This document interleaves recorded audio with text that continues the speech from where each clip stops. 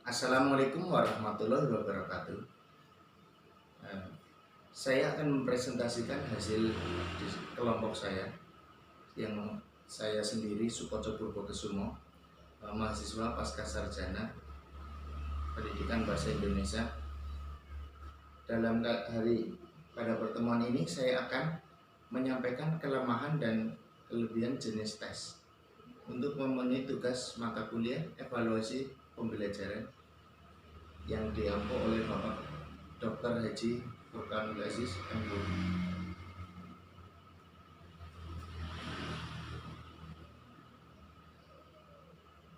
Latar belakang yang saya tulis dalam makalah yaitu mengenai pengertian evaluasi sendiri, evaluasi pembelajaran. Menurut Arthur Gus, evaluasi pembelajaran adalah kegiatan yang meliputi pengukuran dan penilaian dalam suatu proses pendidikan yang meliputi komponen input, proses maupun output pendidikan.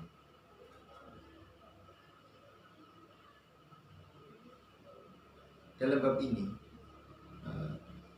mempertimbangkan bentuk yang paling agrab, penilaian kinerja, pertanyaan esai. Kami memfokuskan pembahasan tentang masalah esai, tes esai, mengenai penggunaannya dalam pengukurannya mencapai yang kompleks. Akan tetapi kita mengakui bahwa banyak guru menggunakan pertanyaan esai untuk mengukur pengetahuan tentang informasi yang faktual. Tentu saja dapat berguna untuk meminta siswa untuk menciptakan kata-kata mereka sendiri, membentuk alur cerita sendiri, sehingga terjadilah suatu proses ilmiah pada diri siswa tersebut yang semuanya mungkin disediakan oleh sebuah teks.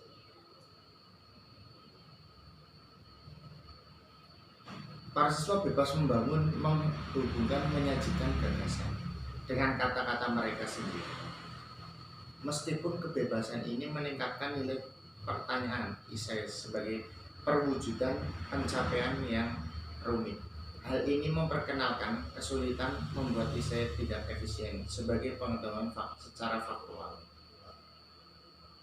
Pertanyaan esai hendaknya digunakan terutama untuk mengukur akibat-akibat pembelajaran tersebut yang tidak mudah diukur dengan materi tes objektif. Fitur-fitur khususnya pertanyaan esai dapat digunakan sepenuhnya ketika kekurangan mereka diimbangi oleh kebutuhan untuk pengukuran tersebut. Apa yang diukur pada tes esai? Seperti siswa itu menyatakan perbedaan, contoh antara perang Vietnam dan perang sebelumnya, bergantung pada pengalaman instruksi siswa sebelumnya. Jadi jika buku pelajaran atau presentasi kelas terbaru telah secara eksplisit membahas bagaimana di dalam buku tersebut perang Vietnam berbeda dengan perang sebelumnya, maka tugas siswa adalah hanya untuk menunjukkan pemahaman dan bahan ini menjelaskan dengan kata-kata lain. Jadi siswa dibutuhkan itu gagasannya antara perang Vietnam dan perang sebelum Vietnam tersebut. Kelebihan dan kekurangan tes uraian. Tes hasil belajar bentuk uraian ini memiliki beberapa kelebihan. 1. Bentuk uraian menekankan pada integrasi dan penerapan keterampilan berpikir dalam memecahkan masalah. Kedua, pertanyaan esai mengukur hasil belajar kompleks yang tidak dapat diukur dengan cara lain. Tetapi menggunakan pertanyaan esai tidak menjamin mengukur prestasi yang rumit.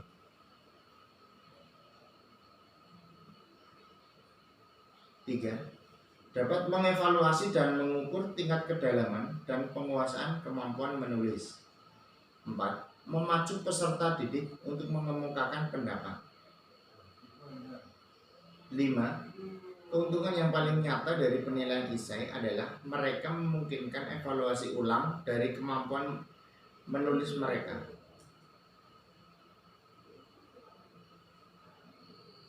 Adapun kelemahan dari tes hasil belajar bentuk uraian yaitu pertama, materi yang dicakup tidak luas. Tes hasil belajar bentuk uraian pada umumnya kurang dapat menampung isi dan luasnya materi yang telah diberikan, yang seharusnya diujikan dalam tes hasil belajar. Hal ini disebabkan karena jumlah butir soal tes uraian terbatas, sehingga sulit bagi pembuat soal untuk menyusun soal dalam jumlah yang sangat terbatas.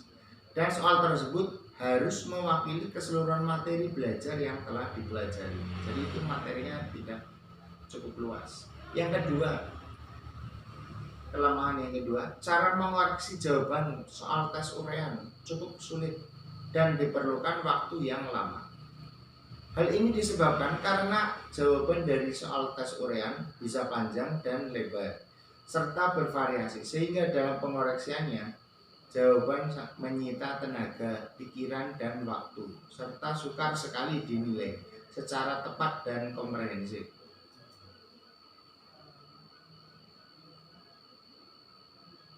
Ketiga, guru sering terkecoh dalam memberikan nilai dan ada kecenderungan guru untuk memberi nilai.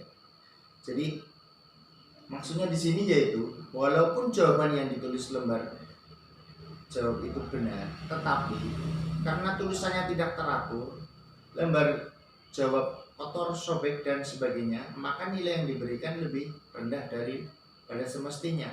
Sebaiknya dengan jawaban yang kurang berkualitas, tetapi karena tulisannya rapi, urut, lembar jawab bersih, justru mendapatkan skor atau nilai yang lebih tinggi daripada semestinya. Hal ini terjadi karena dilihat dari keindahan kalimat dan tulisan, bahkan juga oleh jumlah lembar jawaban.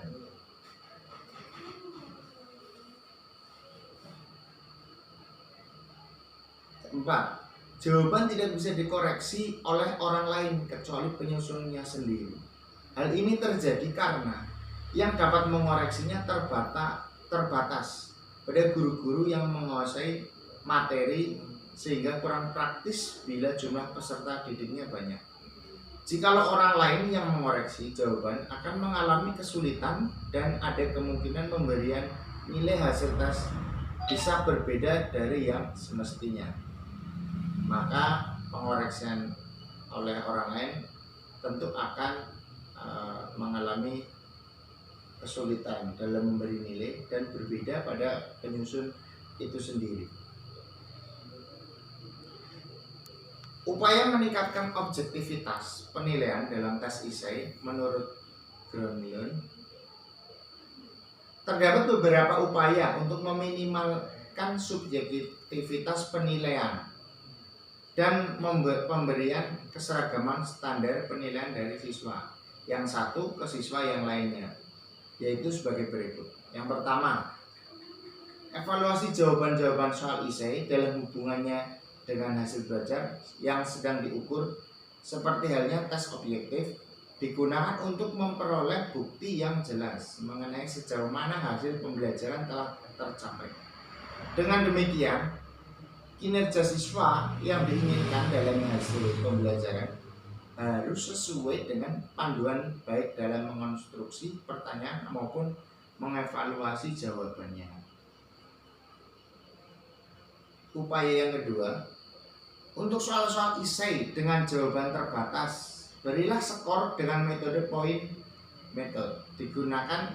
Gunakan suatu model jawaban, pedoman jawaban sebagai bentuk petunjuk penskoran. Dengan bantuan kunci jawaban yang sebelumnya disiapkan adalah mungkin dengan item karena keterbatasan pada jawabannya. Yang ketiga, evaluasi semua jawaban-jawaban siswa untuk satu pertanyaan sebelum melanjutkan ke pertanyaan berikutnya. Pemberian menskor atau menilai tes esai dengan pertanyaan demi pertanyaan lebih baik daripada siswa demi siswa. Hal ini memungkinkan untuk mempertahankan standar keseragaman dalam menilai jawaban untuk setiap pertanyaan. 4. Evaluasi jawaban-jawaban soal esai tanpa mengetahui identitas penulisnya. Jadi modelnya keseluruhan dulu, namun tidak kita tahu siapa penulisnya, yang siswanya siapa. Jadi jawaban-jawaban pada soal esai itu semuanya dievaluasi dulu. Hal ini untuk mengontrol para siswa itu selama men-skor, memberikan nilai. Jawaban-jawaban dari soal esai dievaluasi dalam bentuk tertulis, bukan dalam bentuk apa yang diketahui penulis dari kontak langsung dengan siswa. Jadi tidak kita siswa itu berprestasi atau tidak, mutu pengetahuan yang dimiliki oleh siswa itu, tapi bagaimana kita mengevaluasinya itu dalam jawabannya sendiri, bukan kita terpengaruh terpacu kepada siswanya. Yang berikutnya, bila memungkinkan mintalah 2 atau lebih orang guru lain untuk mengetahui masalah itu untuk memberikan skor setiap jawaban. Hal ini diperlukan untuk mengecek kehandalan scoring terhadap jawaban-jawaban esai itu. Tentu guru itu harus sesuai dengan mata pelajaran yang diampunya sama. Jadi kesimpulan dari presentasi saya ini berdasarkan hasil pembahasan mengenai kelebihan dan kekurangan tes esai, dapat disimpulkan bahwa penggunaan tes esai sangat baik digunakan. Salah satunya yaitu ketika jumlah peserta relatif sedikit, misalnya kurang dari 100 orang, dan waktu yang dimiliki guru untuk mempersiapkan soal sangat terbatas, sedangkan ia mempunyai waktu yang cukup untuk memeriksa hasil ujian. Salah satu kelebihan tes esai yaitu dapat digunakan untuk mengukur hasil belajar yang kompleks, sedangkan salah satu kelemahan tes esai yaitu reliabilitas tes rendah, di mana skor yang dicapai oleh peserta tes tidak konsisten bila tes yang sama atau tes yang paralel diuji beberapa kali. Upaya untuk meminimalisir subjektivitas penilaian dan memberikan keseragaman standar penilaian dari siswa yang satu ke siswa yang lainnya. Salah satunya yaitu evaluasi jawaban-jawaban soal esai dalam hubungannya dengan hasil belajar yang sedang diukur. Jadi kita sudah mempelajari di sini penggunaan tes esai itu sebagai apa. Kemudian selanjutnya lagi kelebihan dan keterbatasan tes esai. Kemudian upaya yang meminimalisir subjektivitas. Terima kasih. Saya sampaikan. Wabillahi taufiq wal hidayah. Wassalamualaikum warahmatullahi wabarakatuh.